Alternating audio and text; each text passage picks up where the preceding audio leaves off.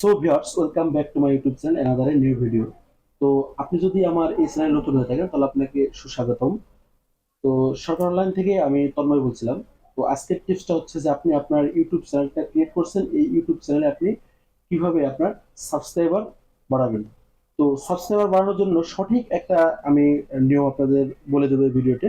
তো শুরুতেই বলা যাক, আপনি যদি আমার এই ইউটিউব চ্যানেল নতুন হয়ে থাকেন তাহলে অবশ্যই আমার পেজটিকে আমার ফেসবুক পেজ থেকে যারা দেখতেছেন তারা অবশ্যই আমার ফেসবুক পেজটিকে ফলো দিয়ে যাবেন, এবং ইউটিউব চ্যানেল থেকে যারা এই ভিডিওটা দেখতেছেন অবশ্যই আমার ইউটিউব চ্যানেলের পাশে থাকা বেল আইকনটি অল করে দিয়ে সাবস্ক্রাইব করতে ভুলবেন না, এবং আপনাদের মূল্যবান মতামতগুলো আমার ইউটিউবের কমেন্ট বক্সে জানিয়ে যাবেন। তো ভিউয়ার্স, চলে যাই মূল ভিডিওতে। সেটা হচ্ছে যে আপনি একটা ইউটিউব চ্যানেল ক্রিয়েট করছেন, সেই চ্যানেলে আপনার ভিউজ বাড়তেছে না, সাবস্ক্রাইবার বাড়তেছে না, এবং ওয়াচ টাইম বাড়তেছে না।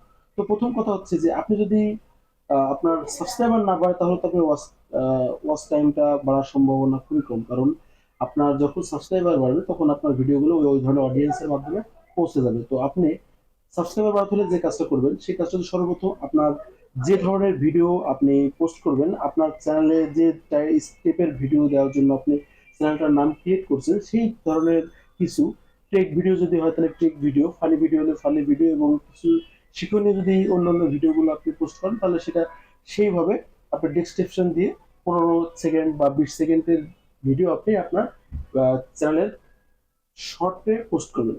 তো শর্ট ভিডিওটা পোস্ট করলে কি হবে, আপনার সাবস্ক্রাইবারগুলো দ্রুত বাড়তে থাকবে।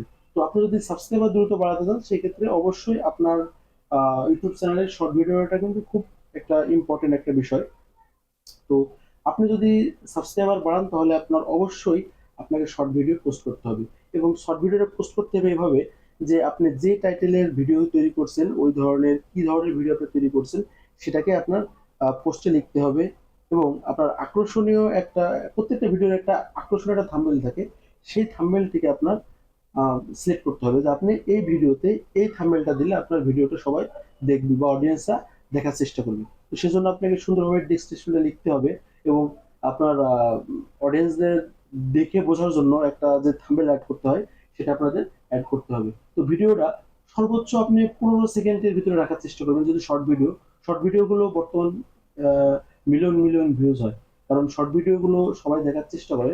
তো যাই হোক, আপনি যদি শর্ট ভিডিওগুলো পোস্ট করেন তাহলে হবে কি, দেখা যাচ্ছে আপনার ইউটিউব চ্যানেলের সাবস্ক্রাইবারগুলো সম্পূর্ণভাবে ফ্লাপ হয়ে যাবে, বা দেখা যাচ্ছে যে আমার একটা চ্যানেলে মাত্র 20 দিনে আমি 1000 সাবস্ক্রাইবার সম্পূর্ণ করতে পারছি।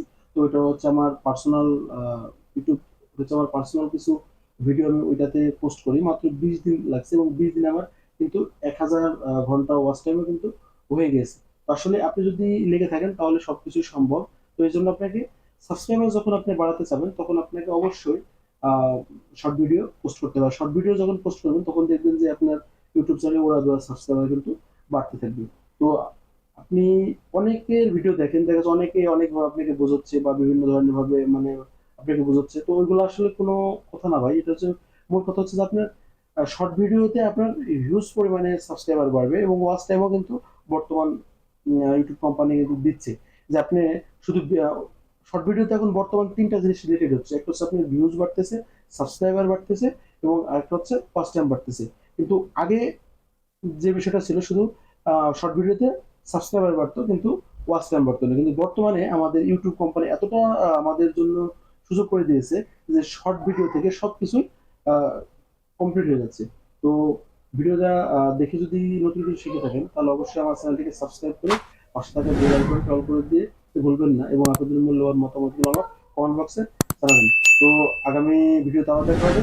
ধন্যবাদ আপনাকে।